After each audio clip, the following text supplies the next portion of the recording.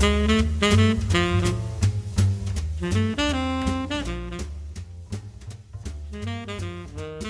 there, Jen. Welcome back to the show. Whoops. Thank you. I said, whoops. Yes, whoops. So excited to be here. But I just realized, whoops, I have to say okay to the recording. Oh, yes. So excited to be here. I forget it does that. Yeah. Zoom is Anyway. always doing something new and making me go, what? Right, Yeah. right. Thank Yeah. you, Kimberly, for having me. Of course, it's a treat. We have so much to chat about since your last book came out, which I think is the last time you were on the show. You would have to say, I'll pretend I have a memory.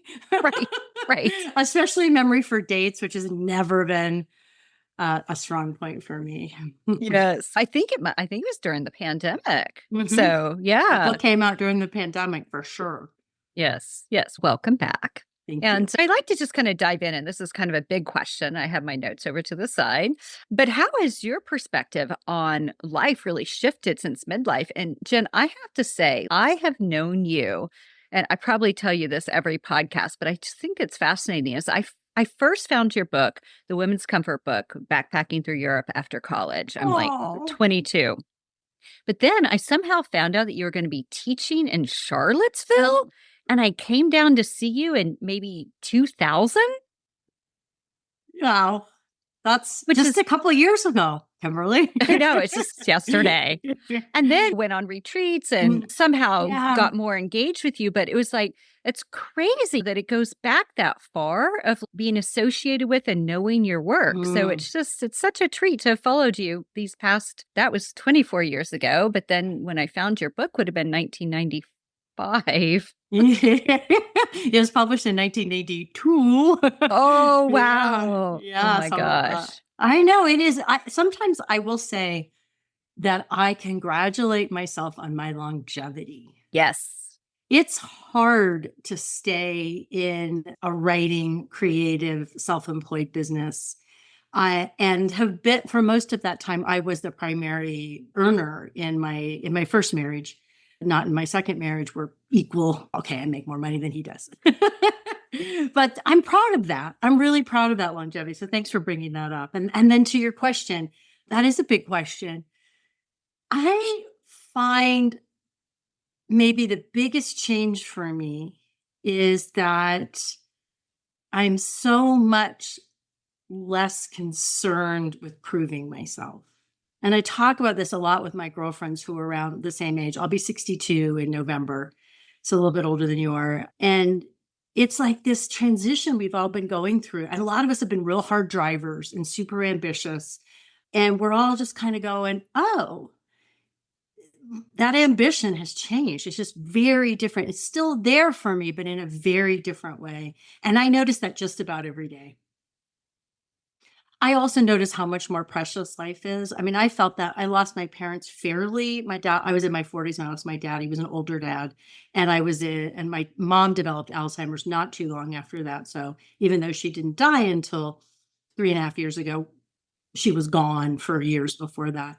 And so I got the preciousness of life then, but then when friends start to die, and we've lost 3 really close friends recently, in the last few years. And that really changes things. It's just, you can't get your panties in a knot about a lot of things. So I think those are probably the two. They're pretty cliched, but I definitely am living them.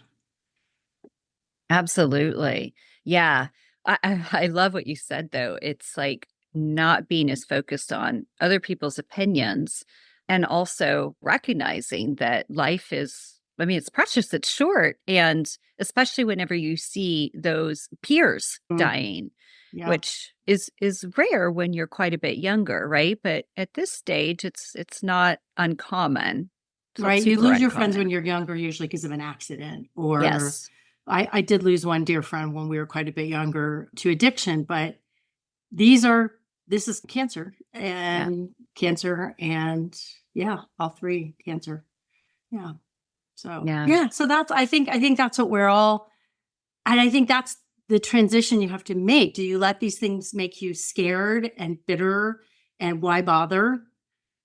Or talking about the last book I published, or do we do they engage us in life more? And it's a day-to-day question. It's not something that I answer. There are days that it's like last night we had this restaurant open in our neighborhood, and we all went down and they had a soft opening for our neighborhood. It was really festive and fun, and I was really excited. And after about 2.5 hours, I'm like, done. Can't do anymore. Can't be social anymore.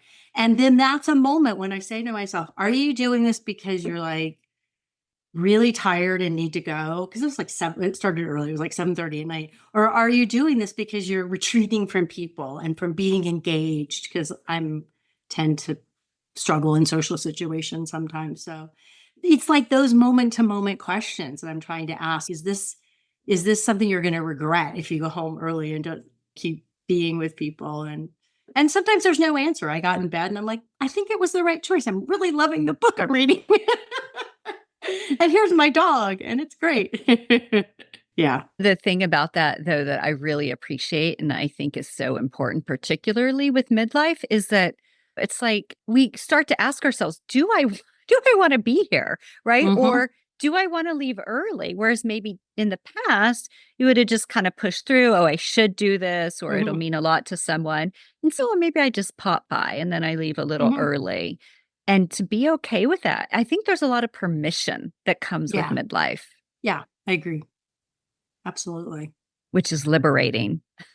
Yeah. And I again, I want to be in a dialogue with it, because I do see some people use it as a way to pull out of life. I mean, I think, or a way to deny we're aging. I think I did that for a little while.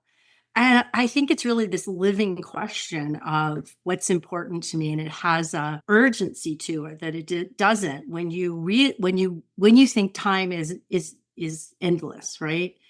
And you have those conversations. Someday we'll go here or we'll do this, and those someday conversations are over, right? It's like Bob and I are really clear. Like, this next decade is when we do what we want to do, because we think we'll be outliers and we'll still be climbing mountains at 80, but statistically, probably not.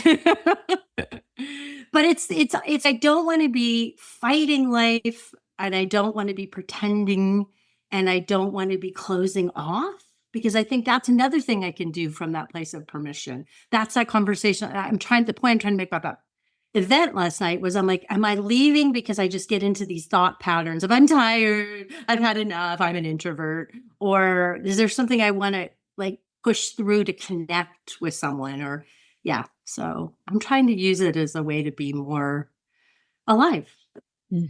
I like that. It's like permission, or do I push and continue being out of my Yeah, comfort zone a little right, longer? right, yeah. And what's the thing that I'm going to take, that I'm going to leave going, oh, I'm really satisfied by that, because that's what I know. One of the questions is coming up.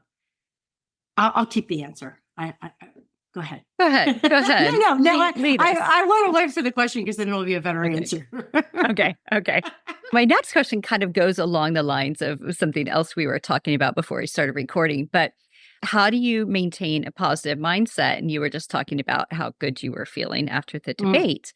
And so, how do you, because I know from an activism perspective, like climate change has been really mm, important to you, mm-hmm, many other things, right? mm-hmm, And so, how do you maintain, like, when existentially there's a lot, you're losing yeah, friends, yeah, and we're global losing the crisis, planet. Yeah. and the planet. Yeah, no big deal. Just the planet. So, like, how do you, because you do have an overall positive mindset, and how do you keep that as you navigate these really tough times and conversations? I do think some of it's just genetic. I am I mean, I live with a glass half empty guy, which is harsher than he is. But he is someone who's always looking for, what do I have to solve?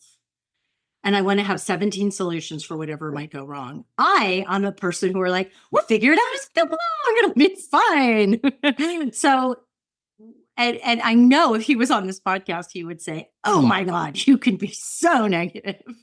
But so some of it is my perception. But I do have to work with, I have to work with how much information I take in. I have to work with what kind of information I take in. But I think in the end, I have to be in action. I have to do something. And some days that might be signing an online petition, which might do diddly squat. But other days it's like, all right, did you really do there's a great organization called Climate. Oh, I'll look it up for you. I think it's Climate Citizens. And they give you an action to take every month to call your representative all your representatives about something very specific. I'm like, did I actually do that this month? So it's holding myself accountable, I think really helps, and trying not to be outraged. I would say that's where Bob would say if he was here that I go to the negative. I like to be outraged, and that's not good for your brain. So it's what's one of the things that's hurting our country. Yeah, absolutely. And it does, it takes a toll on the nervous Mhm. system. Yes, it does. So trying Yeah. to watch when people are pulling away from me at a party because I'm too outraged. Okay, calm that down. Calm that down. Yeah. So good Yeah. information, take action, calm my outrage, I think are the three things that help me. Yeah. Yeah. It's huge. And I think giving causes a voice is also something that you do a good job of. Thank you. Yeah. I try to. I'm slowly retiring from working over the next year, and I really want to hold myself accountable to using some of that time. I mean, I'm still writing, but to using some of that time for more direct action. I like that. Yeah. That's big. I mean, when you say retiring, what do you mean? I mean, after this year, I will only do things I really want to do. Yeah. Okay. Good. So I still lead retreats. I love that. But next year I'm only going to lead two. I'm working on a novel with a fantasy novel with a climate change angle. I hope to finish that this year and rewrite it next year and try to sell it. So, I mean, I have things that I'll be doing, but it just feels different. It just feels, if I only want a couple of clients, I'll only have a couple of clients. If I don't want to teach any classes next year, I won't. What do I really want?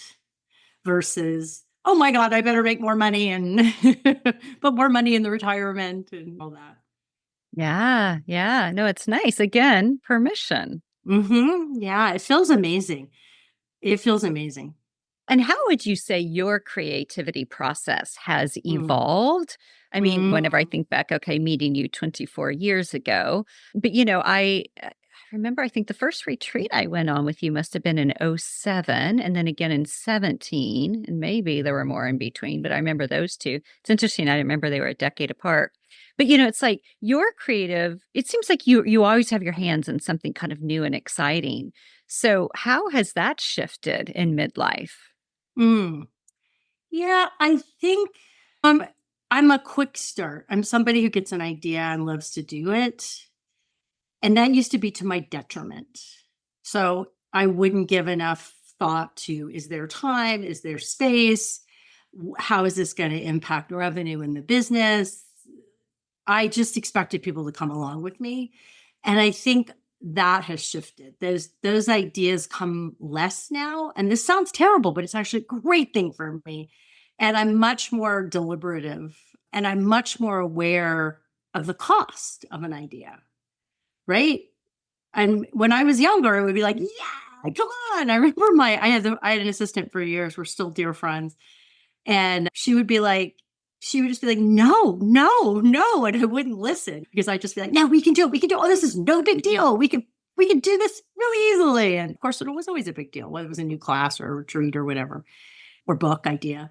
And so that has changed. I feel slower. I feel more steady. And I feel a lot more aware when ideas come up, which they still do. Let's be honest. I'll just be like, no, thank you. Or maybe see if you come again next week. You come back around. And I also feel like I feel like I've learned how to learn, Kimberly. I think that's the important thing. I've learned how to learn. I had learned such a fixed mindset, really traditional, smart kid who started to hit really big roadblocks because of undiagnosed learning stuff in middle school, along with hormonal depression and all that, just a huge stew of not goodness that we didn't have any words for in the 70s. in rural Florida, especially. And that I've taught myself to learn, and I've taught myself how I learn best. And so all the attempts to write fiction over the years, and I'm 110K into this novel. I'm almost done with the first draft. I never was able to do that before. So I feel like I'm learning how to do what I want in a very different way. And I'm really proud of it. Because it's not easy. My brain is not an easy brain most days. I love you so much, brain. And sometimes you challenge me You greatly. challenge me a lot. Yeah. What makes me think my partners always tease me that my mentality is ready, shoot, aim instead of ready, aim, shoot. Do you know what I mean? And he's going, I always have to figure this out and clean it up and build the Yeah. back end. And when it's fine. But Yeah. yeah, become a little more Yeah. And strategic. I think there's this way as we stay conscious as much as our little human brains can through this life experience that we say, wow, that is a strength, but it's also costing me X. And we start to find some middle ground with some things, with some things. Yes. Yes. Yeah. I'm curious too for you. What are your favorite kind of go-to grounding practices? Because I feel Mhm. like you've taken up running, which I'm like, how does her baby knees allow her to run? But anyway, I'm like, Yeah, running is really good for your joints, actually. The science really? is incredible. Yeah, it's actually really great. And I've had 3 knee surgeries unrelated to running. I didn't start running until I was almost 54. So yeah, I do get a shot in my knee that puts cushion back in it, but Oh, that's good. because too many, as I always say, too many hands have been in that knee. My other Mhm. knee is very happy, loves running. Yeah, so for me, grounding, I think the biggest grounding practice these days is a great question I got from Dan Harris, I think of him as a meditation clearinghouse guy. And what's the attitude of my mind right now? And I'm just really checking in, especially when I sit down to write the novel. What's the attitude of my mind right now? Not to try to Love change that. it or judge it, but that whole, I think so much of what my work is internally is to Mm. recognize, because there's so much anxiety that I can have. So I think recognize, and then the next grounding practice, and sometimes it happens behind me in my meditation chair, which is hysterical. I have a meditation chair instead of on the floor, but that's just midlife for you. And sometimes, a lot of times, it's just here right in my desk, and I just stop and I'm like, wow, what's going on here, and try to do, whether it's a little bit of the Tara Brach's rain practice or just a little bit of welcoming what's here. So that I think is probably my most grounding. I do have a regular meditation practice, but it is really interesting after 20. I mean, I started meditating when I was really young, but like on and off, and then became a very regular practitioner in my early 30s, like 30, 31. So all the way until we moved here 9 years ago to Colorado. And then I became a runner. And I almost have stopped meditating, and I've touched in with it again. I've done a few retreats. I'll have some periods of time when I meditate regularly, but something about running changed things for me. I don't know what, and I don't say it's better than meditation by any means, but it's been really good for me. Yeah, it's just amazing to me. And I know people do this, right? But they take up things like that. And I'm just like, after my third hip surgery, and I'm Well, just, you've been a how? dancer, girl. I mean, dancing is it demands a lot. And I was always a yoga person. And so I just, if I hadn't had ski injuries from stupid ski things, nothing exciting, I would, yeah, my joints are good because I wasn't a dancer, I wasn't a gymnast. I wasn't an athlete as a kid at all. It was very uncoordinated. Yeah, yeah. So it's great. You know what I love though about that is that these were potential like limitations when you were younger, but you've tackled them in midlife. You're like, okay, so I wasn't coordinated. So a lot of people would be like, I'm not going to be coordinated now, especially when I'm older and my joints ache. But you're Uh-huh. just like, actually, it feels really good and therapeutic to my aging, many people aching body, but not Yeah. you. Part of it was we moved here to Colorado, and before we moved here, I spent 4 years writing a memoir that never gelled. And in writing that story, I learned so much about myself. And one of the things I learned was that I often thought I didn't belong, but I was the one who made myself not belong. I was the one who took myself out of situations or judged people or mm, just had a lot of stories about not belonging. And so I made, among other conscious decisions, when I moved here, I made a very conscious decision that I would say yes to everything and I would really work on that story. So one of the things I said yes to was a running walking group. And the first time I went out with them, there was only one walker and she was a lot slower than I was. And I am a highly wired person. I'm like, I got to get my exercise for today. And so I said to her, because I didn't want to walk away from her, but I thought if I ran away from her, it'll be okay. So I said, try this running thing. And I started running and I just loved it. And hysterically, we live at 5,000 feet. So hysterically, I started running at elevation in the dark. We ran at night. So for the first year, I ran with this group. We ran together for years, but that year we ran in the dark at night in winter. So we would run we all had our headlamps and our serious gear and in the snow and and I am somebody who struggles with fatigue. So I also would be like, oh my God, we're going to leave the house to run at 6 o'clock. Shit, am I going to do this? But for me, it was about belonging. And the cool thing, and I'm sure you know this from dance, is when you do physical things with people, you create these great relationships because you've shared this difficult experience and you have all these cannabinoids we now know that are released in your brain. And so some great bonds were made. And a lot of us have aged out or injured out and we don't have a running group anymore, but there's a few of us who still run together. Yeah, that's amazing. How often And then do you go run. ahead? Yeah, my mileage is weighed. I made a decision. I got injured before a race last year. And so I really dropped my mileage down. So I only run like 15 miles a week now. I'm not a big runner anymore, but it's still important to me. And I also made the decision to prioritize the novel. So it was hard for me mentally to train and do races and do the novel. I think for other people, those things would really complement each other.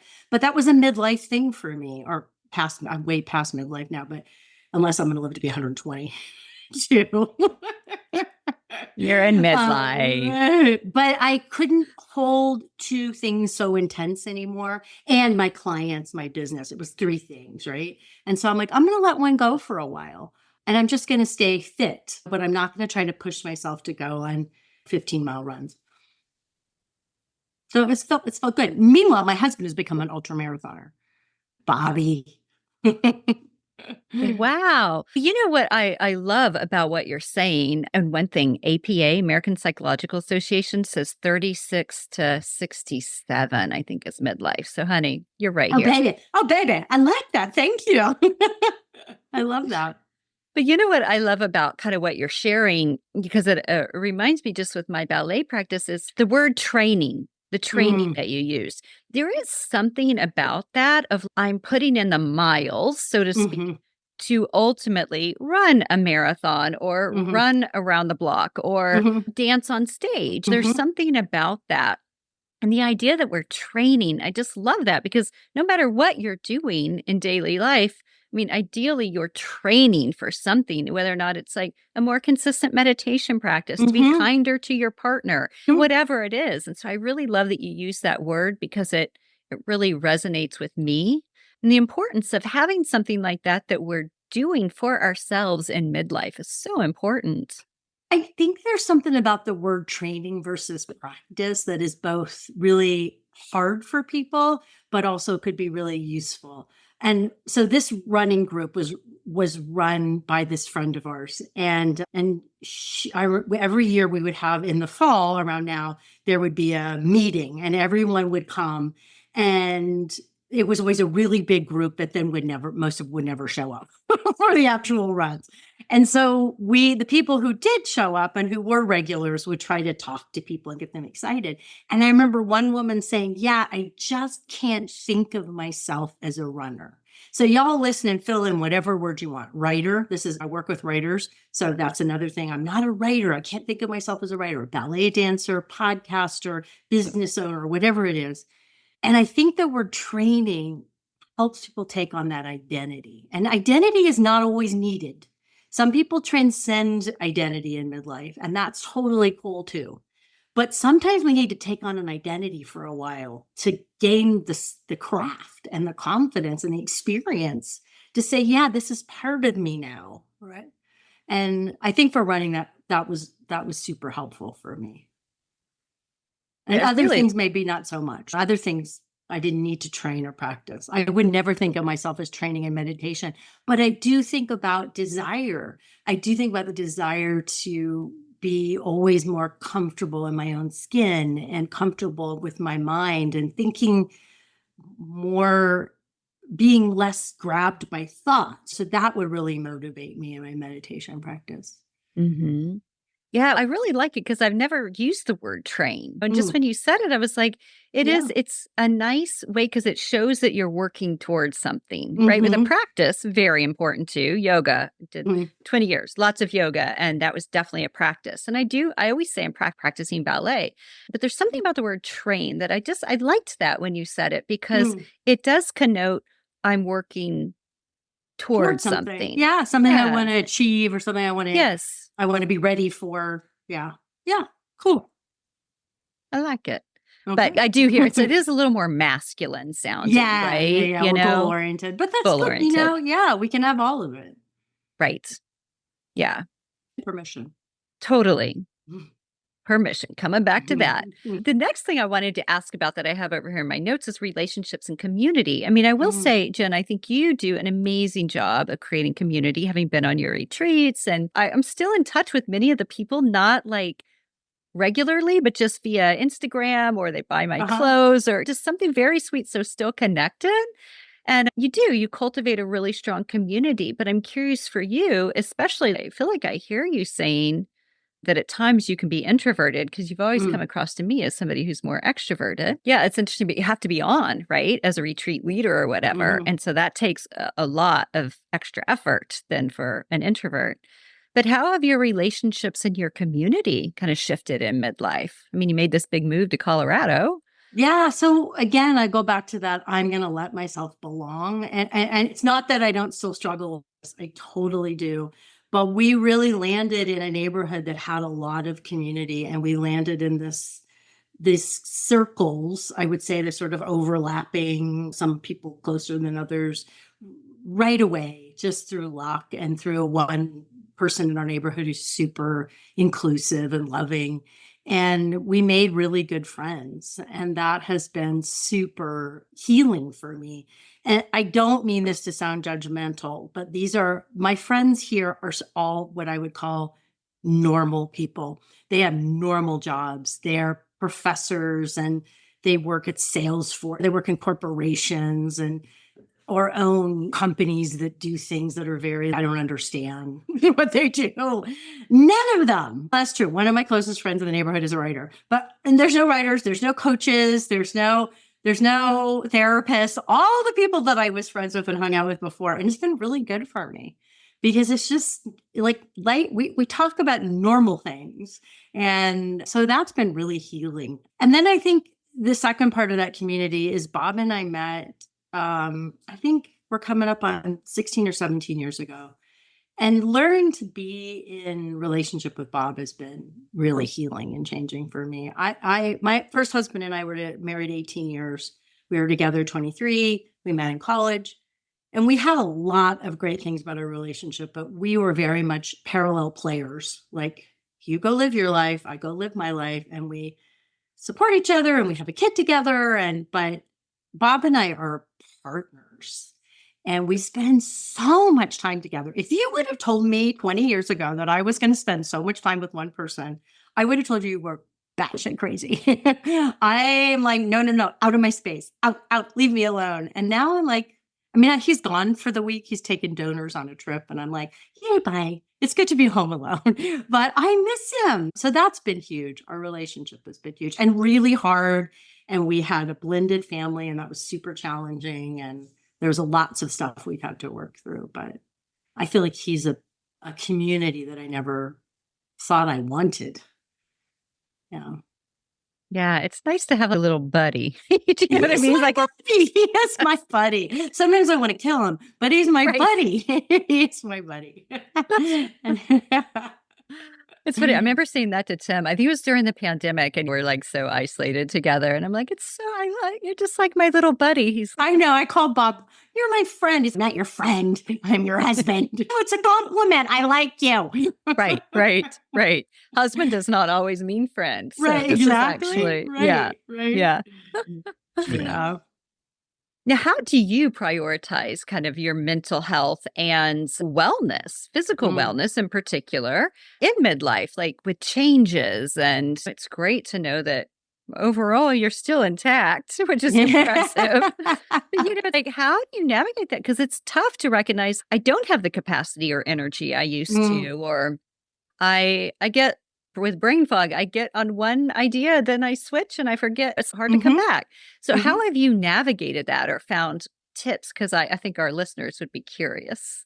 I struggled with a lot of health issues when I was younger. So I think some of that comes from learning to manage fatigue, and I'm healthier than I've ever been. I also went through surgical menopause, complete surgical menopause at 47, and went on hormone replacement. So that's helped me a lot. I have a lot less issues than I did when I was younger. So just full disclosure there, I've got some pharmaceutical help. Also, because of my learning differences and struggling with depression, struggling with exhaustion and anxiety so much in my life, physical exercise has always been like non-negotiable. Like I exercise 6 times a week unless I'm sick. I mean, and even when I had COVID twice in the last 2 months, I still exercise. I mean, I had to take it easy, and you don't want to trigger anything bad, but I'm like, I have to go out, at least go for a walk. Or so I build my day around it, really. Like I look at my day and I'm like, okay, when are you going to exercise? Do you have to get up and do it first thing? Are you going to do it in the afternoon? Like I plan my day around it. I plan my day around food because I can't not eat. I'm one of those hangry people. You don't want me to skip a meal. It's ugly. So I think, when am I going to eat? Where's there going to be time? I think I build my life around wellness. I think it's just been instinctual. I don't have to force it. The one thing that I do have to force, and here's my little system. If anybody wants to imagine a Post-it note with 7 little lines, like vertical, and 5 little lines horizontal, and I'm only allowed to check the internet 7 times a day. So that means email, social media, whatever, they can all be grouped together, but they have to be done and then closed. And so that's something I have to put discipline into, because I will go, oh, I'm a little stuck right now. I'm a little bored right now. Let's go over to Instagram. Let's go over to Substack. And that's terrible for my mental health and terrible for my concentration. So I make a new Post-it note every morning. And I mean, sometimes in the evening, I'll be like, oh, it's okay. I can veg out for a few minutes, but I try to even stick through the evening. Yeah. So I think for me, it's kind of a boring answer, but I can't not take care of myself. And both times of getting COVID, I got depressed, and I hadn't been depressed in a really long time. And that scares the hell out of me. So I just go full on, like, what am I going to do to feel better? And So, I will say I have yes. the thing that's helped me the most with that this time around is microdosing mushrooms, which, by the way, y'all, is legal where I live. So yeah, that's really helped me pop back out, along with beginning to run again. I couldn't run for a while because of the COVID stuff, and that really dragged me down. Yeah, it does. When your routine is shifted, it's Yeah, just or you like, can't it's get rough. those cabinet, those you can't get those, Endorphins. yeah, all the good things in your brain that I need. Totally. Yeah, no, it's rough. So yeah, it's good to know. And I love your Post-it idea. I'm like, I am so gonna do that. It That's so so smart. works. It's like Yes. training something about the dopamine in my brain. And after the debate, I came home from my friend's house. I watched it with my friends because Bob was gone. I didn't want to be alone. And I came back and I'm like, even then, like I'm like reading what everybody's saying and looking at the Taylor Swift thing and everything else. And then I'm like, no, I'm done. Like it's training me to not be as dopamine addicted, which I think with whatever my learning differences are, I have a tendency to get weirded out around dopamine and being a rat with a lever. Totally. Yeah. Yeah. Yeah. No, I like that. That's really smart because you probably do you have an iPhone where you get the screen time Yeah, I never look at it, update. but yeah, I bet it's a lot better. The other thing I've done to help with this is take everything off my phone except Instagram, because of course there's so many things you can't post unless, which makes me be like, do I just get off Instagram entirely? I don't know. I'm not there yet. But yeah, I take email off my phone is huge. And then I have to often go back and put it on so I can get a link to myself so that I can, and I'm sure there's some workaround technically that I haven't figured out. I'm like, that's fine. Put the email back on, get the link, take the email back off. So I've just made my phone really boring, and that's really helped. So I just pick it up to see if someone's texted me. Couldn't you text yourself the link? That might be a Oh workaround. my God, that is brilliant. But how do I get it off the internet? Oh, Oh no, I could go to the internet on my phone to that thing and text it to me. Yes, yeah, thank yeah, you. yeah. God, that was a really embarrassing. Can we cut that out? No, it's helpful. People, there's so many things we don't think about and we don't realize there could be a workaround. Do you know what I Yeah, mean? yeah, Like, yeah, I yeah, could do this. Yeah. yeah. Anyway, just to save you from having to download an app. But I think you, as I recall, are a late partaker in Instagram. Didn't you just recently join in the past couple Uh, oh years? no, no, no. I got blocked for 9 months. Oh, We don't know why, but they blocked me. They blocked my account. We think it was because I said vagina, but then they wouldn't. It was insane. They just blocked my account one day. Nothing I could do. And finally, I met someone who knew somebody, and we got reinstated. Yeah, no, I went on fairly early, but I don't think I'm not a super visual person, which is hysterical because I went to film school, but I find text based, like I would much rather be active on threads. I loved Twitter in the old days. I love to write, and I'm super comfortable talking on camera, but like making all the visuals and making all the graphics and stuff like that, I find irritating. yeah, yeah. It is a lot of work, but it's fun. It's fun to see what you post. So Yeah. yeah. But sorry about Instagram jail. It does happen. It Oh, happened whatever. once for 6 days or 7 days. And I don't even know what I did, but I had to then hold up a sheet of paper where I Yes. wrote.